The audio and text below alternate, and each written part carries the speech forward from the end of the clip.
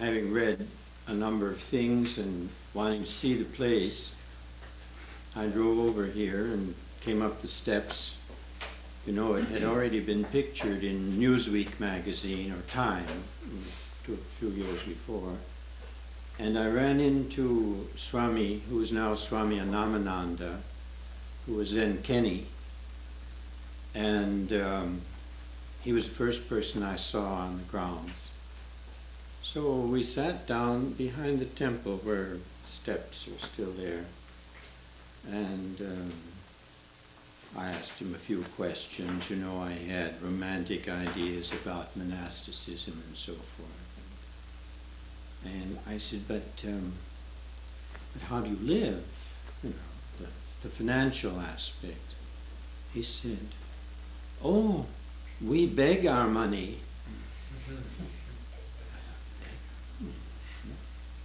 Well, if that's part of it, I guess I'm willing to do it too. So he said, what you really should do is make an appointment with Swami Prabhavananda. And of course that was quickly arranged. And in case you have ever read the book called What Vedanta Means to Me, that the whole account of that interview has been written up in that book. Can you tell us some of your first impressions of the center of Swami Prabhavananda when you first came? Well, of course, there was a certain block in my mind. What I wanted, as it is said, Gerald Hurd also wanted, was Hinduism without tears, or shall we say, Christianity with all the good things of Hinduism in it. In other words, one didn't want to become Indianized or Hinduized, but one wanted the spiritual know-how that yogis and Hindus seem to possess. And this, of course, is because, as far as the British were concerned, they were masters of an India that was a colonial third nation. And how can we learn from them? And as far as I was concerned, I wasn't British, but Gerald Hurd was. I had grown up in a Protestant community, and every 10% of my allowance had to go to support missionaries who were converting the heathens in India.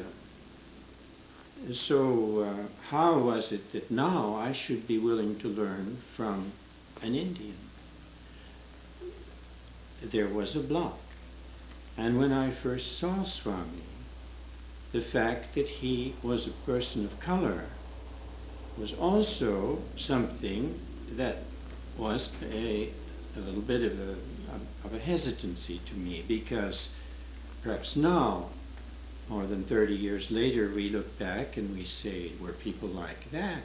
But I was like that. I was brought up like that. And, but of course, his great charm and intelligence and the obvious perfection of what was going on here quickly dissipated such early feelings. I would also say that the fact that so-called respectable people such as Isherwood and Huxley were interested in Vedanta told me that it must be something really worth something. A kind of reinforcement. What about the atmosphere that you found here? Well, the atmosphere, if you want me to say that it was a highly spiritual atmosphere, which I felt immediately, I can't say that. you will get a very good description of what the atmosphere was in the 1940s in Chris's new book. It was a bohemian atmosphere. It was a very exciting atmosphere, but perhaps a great deal of spirituality was mixed with it. But to me, it seemed a very, very overcharged and rather disturbing atmosphere.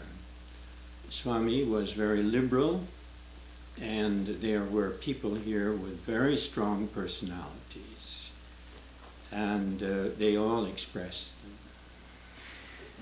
Me too, probably. But it wasn't walking down silent corridors in long robes, believe me.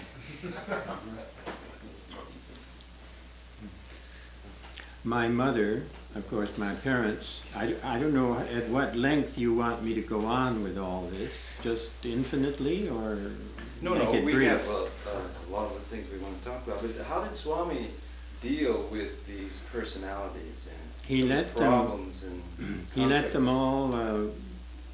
them all express themselves to a great extent, thinking that it was an effective way for strong people to discipline each other. In other words, let the kids fight it out. And it worked, probably. Did Swami Prabhavananda's way of teaching change over the years that you were here? Could you tell He by necessity, this kind of atmosphere became less, it became more regulated. The atmosphere became more orderly and perhaps not as exciting over the years. How about his classes and that formal kind of teaching? I think in his intimate meetings, of course, classes were always classes, but we had the habit of gathering in his room, we who lived in the house, and those were very beautiful times when he spoke openly. And I don't think that changed ever. In fact, perhaps he even became more intimate and more self-revealing as time went by. Did he have any special means for reducing people's egos other than letting people who were in the group scrape against each other and reduce their egos that way? Of course, his teaching was very individual, or his discipline was individual. To me, who had a lot of pride, he was not very openly severe, but that was probably a disadvantage, actually. In other words, he sort of stayed clear of me, and I don't say that that was anything very beneficial for me. People that he felt he could handle with scolding or with extremely stern measures, he did so. I remember him saying about one person, you see, what he wanted was to have an absolutely open, all cards on the table relationship with everybody. And he couldn't achieve that rapidly with some people, or even at all with some. But that's what he aimed for. And he said of one person, "Oh, I can do anything I want to with her. She's my disciple." Well, that was high praise. Some people he never seem to scold, and other people seem to get intense amounts of that. Yes. Well, it depended on what you could support, what you could sustain, I suppose. What would have happened if he'd have scolded you a lot? I suppose I would have simply said, well, if that's the way you want it, au revoir. You worked in the area of publications, and you expanded the bookshop, I think. Is that not right? Yes. And but what were your responsibilities in that area? What other responsibilities did you have while you were Well, I started in mostly editing the Vedanta in the West, because just at that point, Amia, Lady Sandwich, to be, was very tired, and so she wanted to get rid of that work. And so I just happened along, and I'd been in the publishing business, so it was given to me.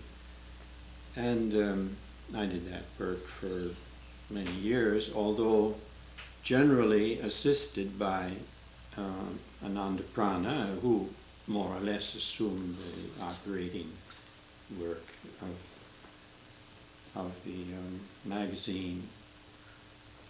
But I would say I saw early that there should be a big market for Vedanta material, and also books on the mysticism of all religions. Originally, we simply had in the entry a small table. It's still around somewhere, but not there, gray table, and something hanging on the wall.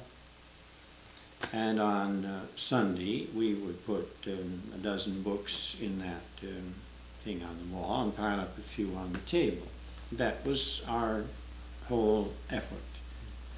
And then I began to invade the greenhouse.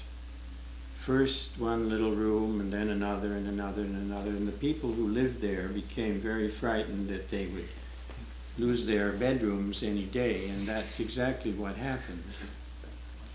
And the part where the double door leads into now, that was new construction which was done by me, so that eventually we got that whole wing, you may say. Took quite a few years to accomplish the whole thing. And of course, having a bookshop meant that you could also do mail order sales. So we soon began to publish catalogs. And it grew into a pretty good business. And after I left, it has simply been carried on and developed in numerous directions. What was your greatest task in working on the magazine? Oh, there were no particular tasks. Naturally, getting good material is the great task of any magazine, but that wasn't particularly difficult. We wrote for it. We had some professional writers that were quite often available to do something. John Van Druten occasionally would do something. We would get something from Huxley. Of course, Isherwood was writing for us all the time. Swami was translating constantly, so before they came out in books, those chapters could be published in our magazine. We ran a series on what Vedanta means to me. All those were published in the magazine month after month. And Swami, of course, acquired things from India that were maybe in Bengali. And so we had a high quality of material for many, many years in Vedanta in the West. What other responsibilities did you have? Well, I gradually became what you may call the church secretary. I suppose that would be the nearest thing to it. I usually scheduled Swami's appointments. I received people. I kept the membership rolls. I was on the board of trustees. Some of the time I was doing treasury work. Well, that's about all. I was interested in the buildings. I was responsible for the development of the Santa Barbara Temple, the Santa Barbara Gatehouse, and the apartment house. What does development mean in that case? Well, I acted with the architect and builder as the representative of the center. First of all, helping them conceive the plan that we felt would suit our purposes, and then seeing to it that the work was carried through in a proper way. How did that center evolve? We know that it started off with just the cottage, the Kellogg residence, right? In Santa Barbara? In Santa Barbara. But you were here when it was just beginning. Yes, well, there was Mr. Kellogg's house, which is still the main house up there, and it was he who built the little chapel, which is out in the eucalyptus grove, for his personal devotions. And somewhere along the line, I think before I arrived, I'm sure before I arrived, that became the property of the center. And so Swami liked very much, Swami Prabhavananda, to go there. And he did hold classes in the living room of that main house. And there was a woman who had recently retired to Santa Barbara from New York, Mrs. Sheets. Her name was Sita, I think. And she was a woman of great taste. She and some funds. And she said, "Isn't it a shame that we don't have a temple or a church?" And of course, in those days, we wondered if such a thing would really go in Santa Barbara. And there was a plan at first to buy some property where the village is now. You know which village I mean, Upper Montecito Village, and construct a temple there. And we looked at a piece of land right on the corner. I think she offered to buy it, or something like that. But it would have been very hard to administer, being so far from the convent. And so there was the idea conceived that perhaps a temple could be built on the convent property. And then all the questions, well, will people actually go there? It's far from the city, and so forth. But that idea was decided on. This would be in the early 1950s, say 53, 54, somewhere along in there. And Mrs. Sheets said, very rightly, "This is an aristocratic community. You will not be easily accepted. At least the temple should be aesthetically the finest thing we can do, because that will help produce acceptance." And I would like to suggest Luther Riggs as the architect, because she is a society architect, well respected here, and has done all sorts of fine things. And I will engage her, if you will agree to let her do the design. And so that was how that began. And above and all around the convent, there was nothing but deep, impenetrable brush, or you may call it mountain forest if you want to. But for us, it was impenetrable brush, full of poison oak. Still is. Well, it's pretty opened out now, although the poison oak is still there. And we actually had to cut trails through it in order to find a suitable place for placing the temple. It's incredible now. But Swami put on boots, and so did I, and long sweaters so we wouldn't touch poison oak and so forth. And somebody had a hatchet. Probably brother was there. I don't remember now who was there. And we, like woodsmen of old, chopped our way through the forest until we could find a place that seemed correct for the temple. And we found a kind of a high place just up above, where of course it is now. And the whole thing was, all the trees were cut down, the boulders were moved, and that's where it was placed. And we brought over, as you know, 2 senior Swamis from India for the dedication, which I think must have been in about 1956. I've seen photographs of that occasion. Yes, it was a great occasion. Mm-hmm. We got,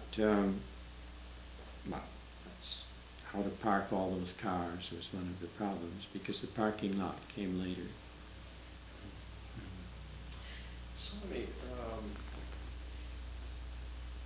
do you know if Aldous Huxley was actually a disciple of Swami Prabhavananda, or was their relationship strictly on an intellectual level? Well, there are other people present who can answer as well, or perhaps better than me, but he was initiated by Swami Prabhavananda in the temple, in the chapel, in the shrine. Did they discuss the problem of drugs over time?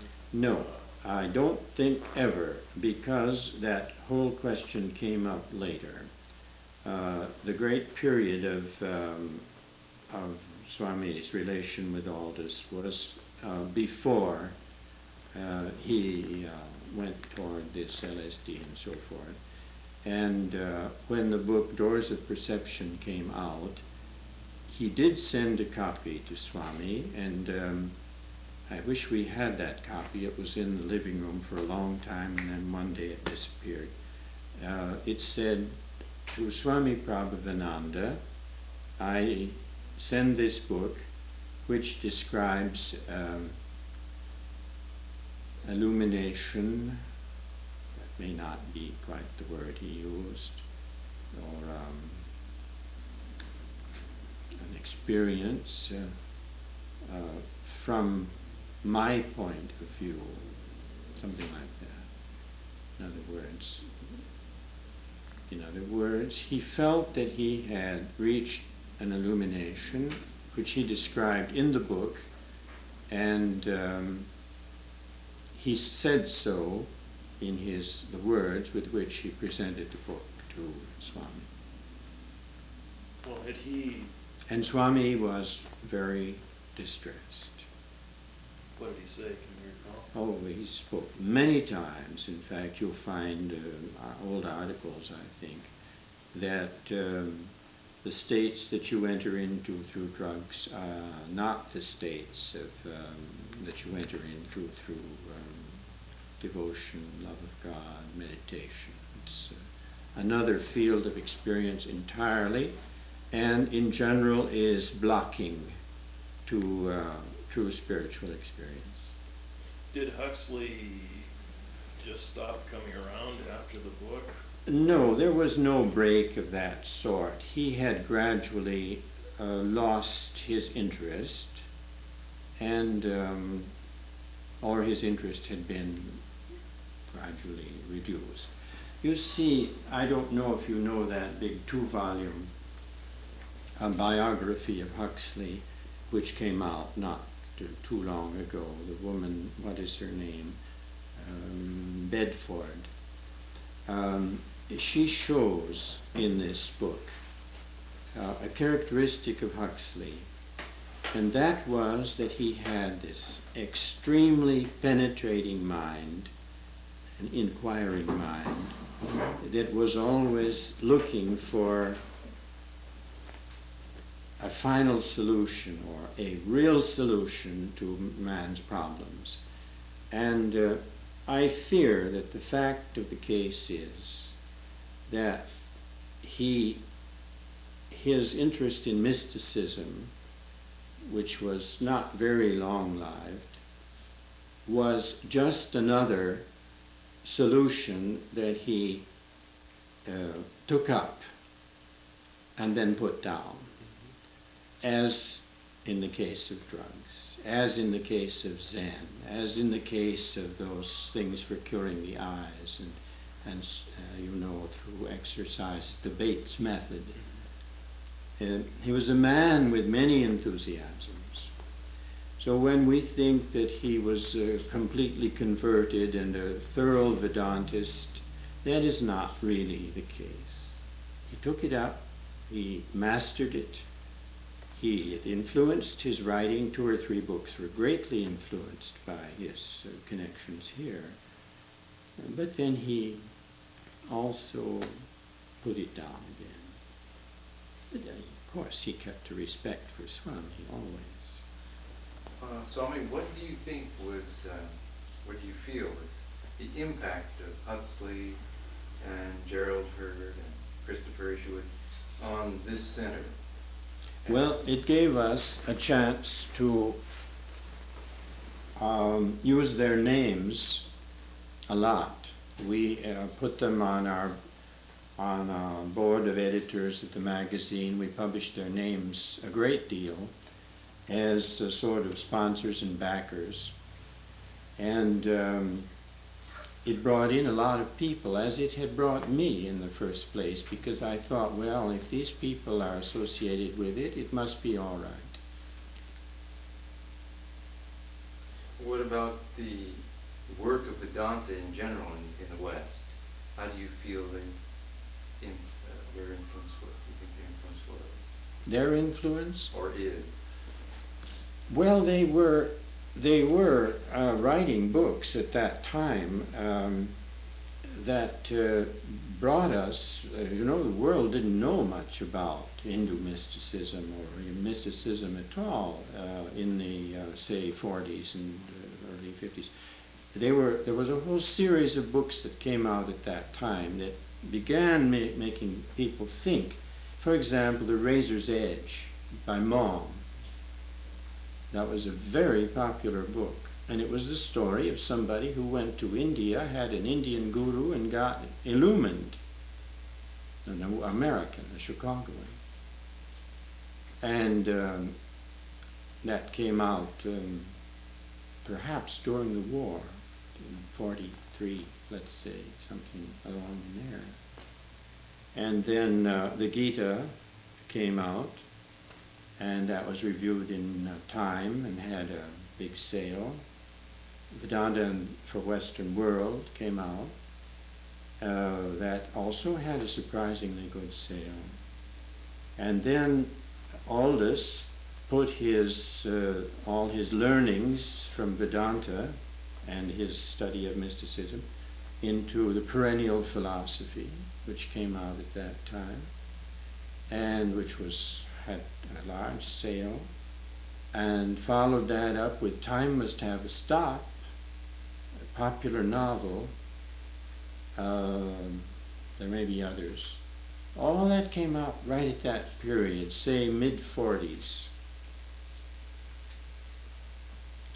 And this did have an effect in turning minds to the possibility that there was something in Oriental religions that nobody had recognized up to that time. I'm an example of that. Now people in 1960 and 1970 take it all for granted.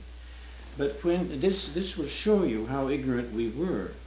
I completed my doctor's degree at the University of Southern California in, say, 49. And I chose as my thesis the educational technique of the Guru.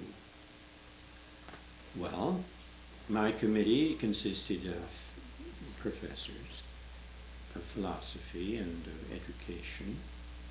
And one of the first things I had to do was to explain to them what in the world this word guru was.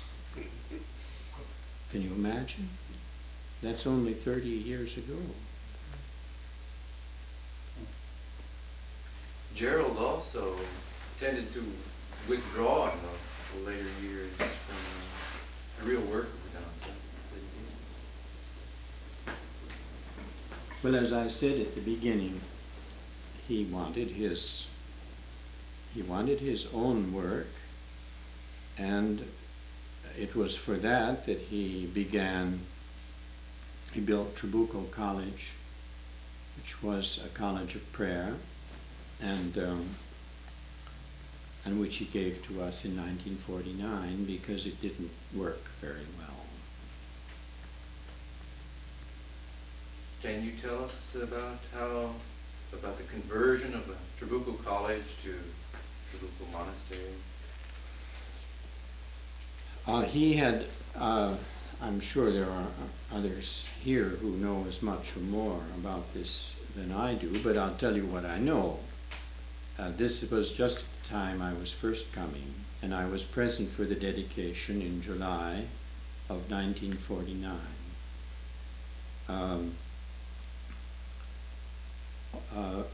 Gerald started it as a kind of a Quaker idea, perhaps. He called it a college of prayer. It was co-educational, and people came there for seminars and discussions and prayer, learning to pray. How many years it functioned, I don't know, but not many, since it was completed just as the war began, let us say 41. They had a desperate time getting the materials to complete it, because already everything was being rationed and becoming scarce, but they got it done. So somewhere along, 4, 5, 6 years later, it didn't seem to be going very well, and he had rather lost his interest in it. So the great question was, what is to be done with it? And it was finally decided by their trustees to turn it over, lock, stock, and barrel, to us, all equipped and in running condition. And there was perhaps a small debt on it, which we undertook, not very much. And I don't remember that there were any other particular obligations. But he was present, and Chris was present, and Swami, maybe 1 or 2 visiting Swamis on this hot July day, and it may have been July 4th, because that has traditionally been a day of celebration at Trabuco. And we all went down, and they gave some speeches. And what I particularly remember is that it was so hot that the candles, which were burning on the little altar or table on the platform, of their own accord, it was really a hot day. And then our boys began to live there. Those must have been difficult days at the beginning. But Trabuco had a hard time getting established, yes. Now it's fine, I think. Swami, I want to go back to Swami Prabhavananda's personality. You said he liked relationships where all the cards were out on the table. Did you feel that you really knew him as a person, as aside from a guru? Well, I think, again, I would point you to Chris's book on that subject. He was a person of a great many sides. Sometimes one would feel really as though you were in the presence of great spiritual power. And on those occasions, one would have a sort of awe of him. I was initiated on Kali Puja night, along with, I think, 8 others or 9 others. He had done a whole worship, which probably started at 10 o'clock at night. I guess it still does, I don't know. And by 3 in the morning or so, it was over, and then began the initiations. And he sailed through those, one by one, I think 9. And then we all went to there was no puja hall at that time, but anyway, we had the meal together. And he was just great through the whole thing, and went to bed at 4:30 or 5 in the morning. I mean, he was really superhuman. And you felt a power in him, you know. Other times, of course, he would be very natural and playful. He had many, what you would call, very human qualities that could be perhaps criticized also. So it was a person, perhaps a genius, and geniuses are never very easy to pinpoint or to describe or to understand. I would say he was a genius. Can you give me some examples of this playfulness? I should be able to.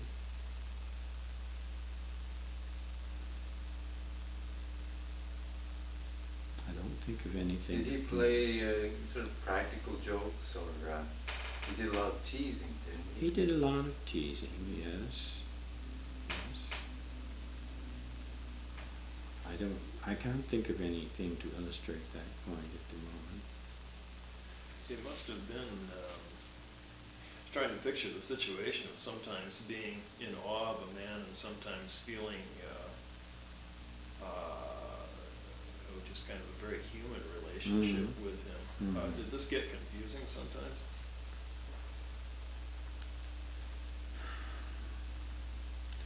I wouldn't say confusing. I would say that one always had immense respect and a sort of awe. I was never able to achieve a very personal man-to-man relationship with him. I think that some did. I would say that the awe kept me from, or my own pride, or I don't know what, kept me from ever having a very personal relationship with him. Although we worked together well on projects, in that I presented ideas like an assistant to a businessman, and he would respond with his suggestions, and we would work out many things together. We had a good working relationship, but I would say we never had a personal relationship. But some did. Many did. A lot of devotees now relate all sorts of stories about dreams that they had or situations that they feel Swami Prabhavananda arranged for them. Everything from jobs to marriages to spiritual illumination. Are stories like that blown out of proportion with time now, do you think, or was there kind of an aura of of a magician or of a man. Mm. Well, I suppose some of them are true. Well, probably. How was Swami affected, though, over the years by all that happened around the center? The personalities that came and the growth, some of it rather quick and sudden.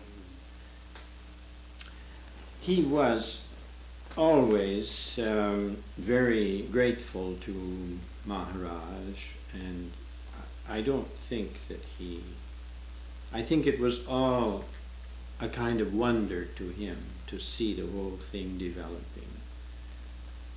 He certainly didn't take personal credit for anything. He always said that Maharaj is running the place, and that anything that is accomplished, it's all the Lord who is doing it. You know, he said many times that he started out as one would think one should start out, giving classes in a hall here in Hollywood, or a church or something. I don't think a church, some kind of a hired hall.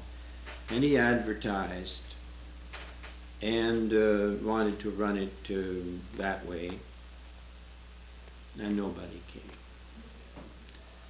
And finally he came to the point where he just said, all right, this is obviously not working. We have this little greenhouse up here on the hill. We're going to establish a spiritual center, and we're going to have classes in the living room of that house. And if anybody comes, they come. If they don't, they don't. But that's the way we're going to do it. And from then on, it began to move. Did he refer all his decisions to Maharaj before acting? Well, I don't know what went on in his head. He had, I think, an ever-present, mentally he was inwardly connected with Maharaj, or the source of his being, or whatever you want to say. I wouldn't think it was just a give and take relationship quite like that, but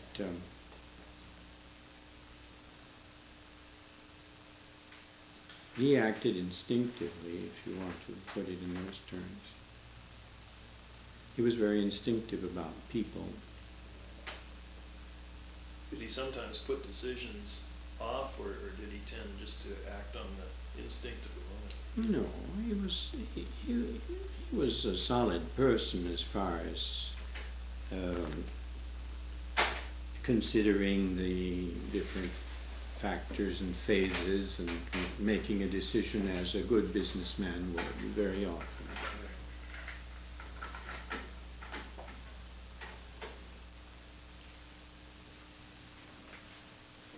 Swami, I know it's getting late and you have to leave tomorrow, but I was just thinking if anyone else wanted to pose a question, if you had any objection to a few more minutes.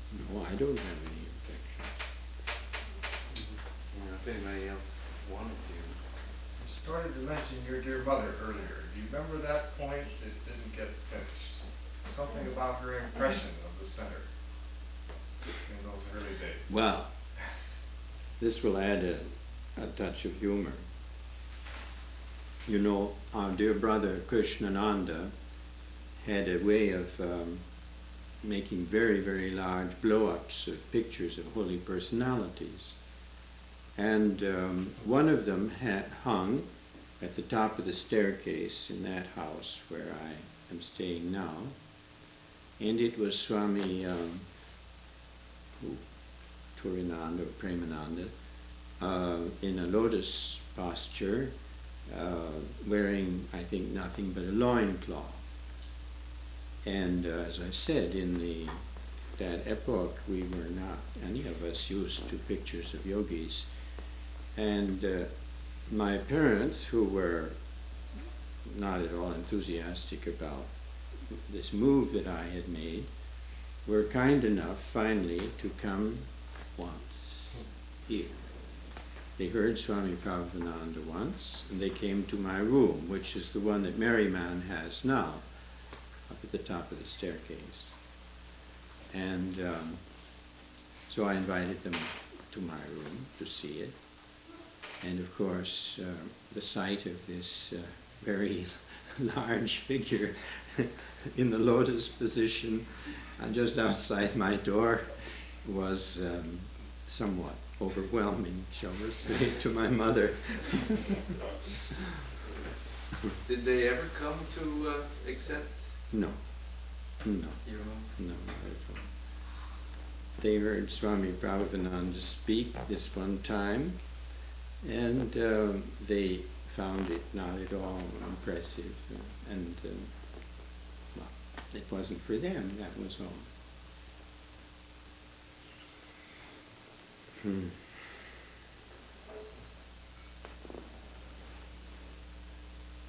Well, perhaps we should let you get some rest now. And thank you very much. Well, is that Paul there? I mean, Yeah. did I represent things as they should be represented? You were... your experience? Yeah, that you were a contemporary. Anything that misrepresented anything as far as you could see? No, I wouldn't say No. so. Is there anything that we didn't ask you that you might like to share with us? No, I don't think so. You've got a picture of the early days in the Isherwood book, and there's been a lot of historical writing published, Swamiji in Southern California and so forth. There will surely be other books on Swami Prabhavananda. I don't know who. Do you feel that Chris's picture of the man is accurate to your experience? I think it's very accurate. I think whatever one may say about the book, it presents a living picture and an accurate picture of a spiritual genius. And I don't think there's been much writing about spiritual geniuses that is as fresh and intimate as that. Usually what is done is an official biography of a saint. All his foibles are completely eliminated, and it ends up just nothing but hagiography. But this is a living book about a living man.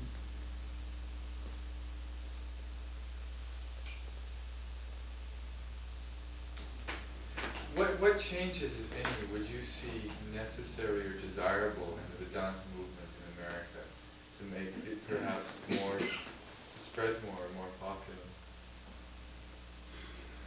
Well, I'm not sure that popularity is something to be desired. We've seen these various things pop up and have hundreds and hundreds of thousands of followers, and what good has it done?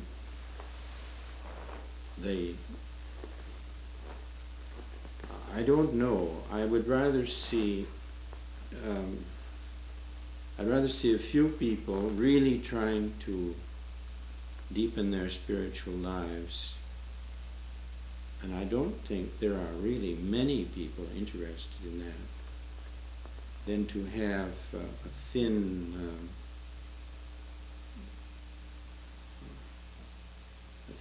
kind of religion spread out for everybody. Maybe we always will remain small. Do you feel like those days when you were here in the 50s and I guess also into the 60s were the heyday of Vedanta as far as a popular and significant movement? Well, it was certainly a heyday in a certain sense, but it was a heyday because we had someone who had experienced something and was interested in helping other people, forcing other people to experience something. Now, I think the decline, if we are in a decline, comes when we no longer put sufficient stress on changing your life, becoming a God-centered person, and just doing good and expanding this and expanding that and so forth. In other words, if we don't build spiritual people, and I mean spiritual people, why then I don't think it's very much what Ramakrishna wanted and what Vivekananda wanted. So I would say that we may be suffering from a certain lack of intensity, of really digging in. Can anything be done about that now that we've lost those? I don't say lost. I wouldn't say lost. There will undoubtedly be new people coming along who will be spiritual geniuses. That's bound to be. And every order is blessed if it can produce some of that, some of them. But that spirit of utter intensity was what characterized those earlier days. That was Swami Prabhavananda. You must realize, you see, not just it's very interesting, the philosophy is something extremely important and so forth. Not that. You must realize. And so he broke us down and smashed us down and broke our hearts and broke our heads with that idea that you got to get through this coating of good behavior and making everything nice to get down to some of those qualities. And surely some will see it that way and insist on intensifying their spiritual struggles. Some devotees seem to see an impending, not an impending split, but an eventual split between the Vedanta centers in the West and the Ramakrishna Order. Do you foresee anything like that? Well, I don't know what's going to happen. Certainly we don't all want to become Indians, and how much Indian culture we must keep to make it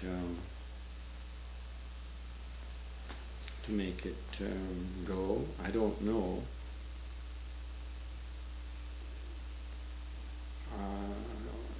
Unless we have something better to suggest, it is a sort of Christianized Hinduism? I don't know what. What do we have to do? Invent something better? If we have nothing better, then it's better to take as much of the Hindu ideas, the mythology and the rituals and Indian ideas as we can accept, because I don't know what we have to substitute for it.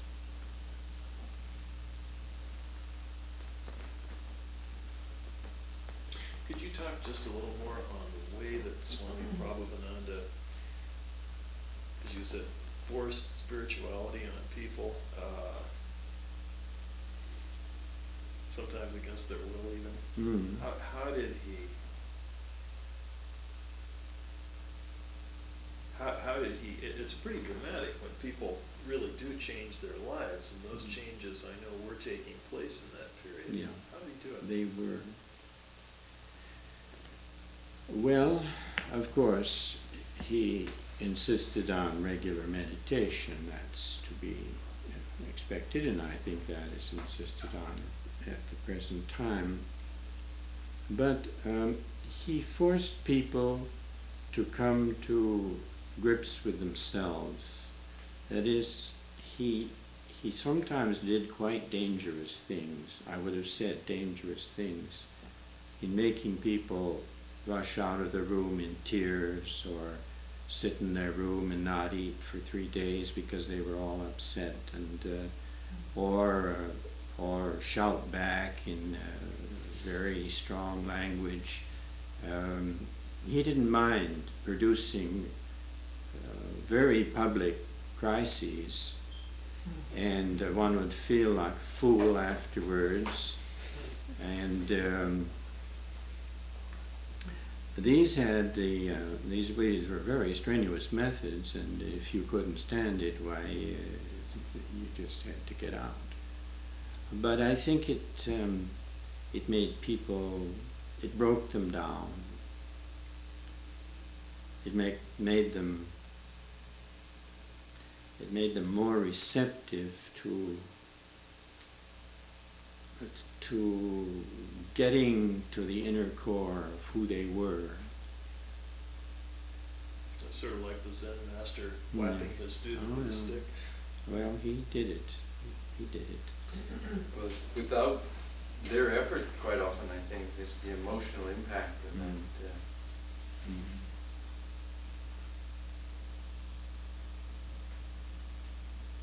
Swami, I have a question.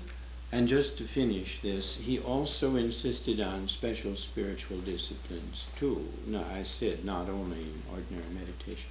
For example, in my case, he asked me to do Purusharana for a year, which is a pretty extensive ascese, especially if you try to keep on with your regular, ordinary daily work. I did it for a year, and I was greatly benefited by it. He liked people to learn the worship. He was a great believer in doing the puja as a spiritual aid, and these were some of the things that he did. I would say japam, puja, and of course regular meditation. Almost everyone was doing the puja in their rooms or in the temple. Excuse me, what were you going to say? Yes, being that you live in a Latin country and that I live in a Latin country, we have some similarities.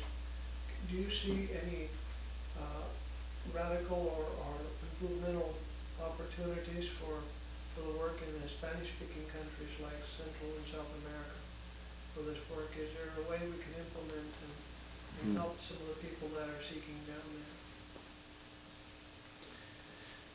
All I know is that the Swami in Argentina has worked hard. I don't know that it has ever become a very popular movement, either in Argentina or in Brazil, where he goes from time to time. We have nothing at all in Spain, but we have an increasing number of Spaniards coming to make retreats with us. They're in Paris. In Paris. Mm-hmm. So we'll just have to experiment. Mm-hmm.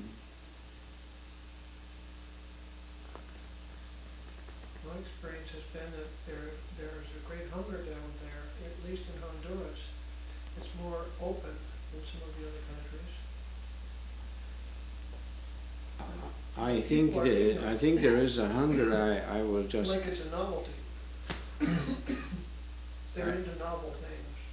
I don't know if it would be a valid experience for them, Yeah. or whether it would be like a passing fancy, like the circus comes to town, so let's go see the circus. I don't know. And I'm afraid that that could be a possibility, and I don't want that. I went to one of the great cathedrals in Guatemala the Sunday before, and I have never seen such ardor. If that kind of ardor were directed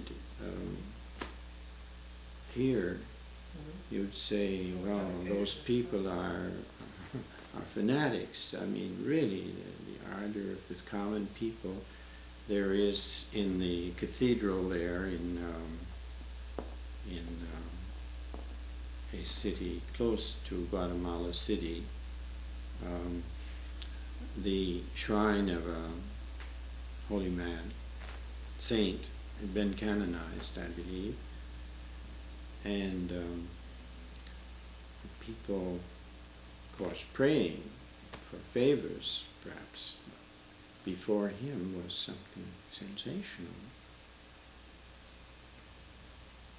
I can see myself a service type of activity, like in poor Latin countries, if we provided like school for the children, elementary school, or some service, that would really be a door opener down there. Mm-hmm. We would reach the parents, and they would come out of interest and be open more. Well, that's being done in India, of course. Well, how long have we been going on? That's about an hour a or good so. hour.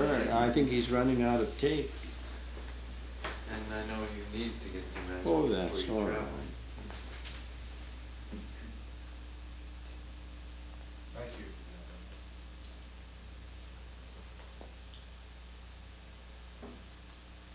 We may not see you again as a group. but, No, we leave at 7:30 in the morning. I'm sure there'll be those seeing them all. Mm. It's a Now, pleasure if to you have you here. can make this compatible, you see, compatibility is a great problem in the modern world, isn't it? Because we can't run it on our video machine, because the French have a different system. So we'll run it. We'll run it in Paris if we can ever figure out how to make a film that will run on our equipment. Do most of the people there understand English, or do you? No, that's true. They probably wouldn't understand too You'd have to much. But we- Okay, that's good. Thank you again.